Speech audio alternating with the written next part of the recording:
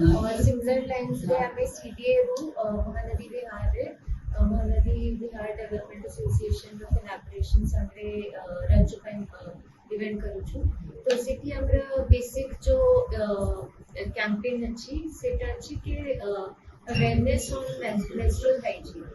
तो हमर जो door to door garbage collections vehicles जो बुलु छथि पछरे हमें डेटा बॉक्स फिक्स करूछु। गोटे अछि रेड बॉक्स जो सैनिटरी वेस्ट ପାଇଁ ताकि सैनिटरी वेस्ट हाइजीनिक वे रे प्रॉपर वे रे डिस्पोजल हेई परिबो। और सेकंड जो ब्लैक बॉक्स सेटा अछि ई वेस्ट ପାଇଁ।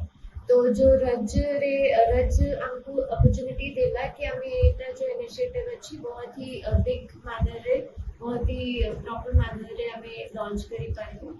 तो सेति ପାଇଁ हमें सेटा मेंस्ट्रुअल हाइजीन प्रमोट करिबा ପାଇଁ ए इनिशिएटिव निश्चित भाव में इनिशिएशन जोटा नहीं आज आम ग्रहण आसी पहुंचती उपाध्यक्षा मैडम आसी पहुंचती आज जो भाव में रेड बॉक्स एवं ब्लैक बॉक्स उद्घाटन से करने को जाउछंती।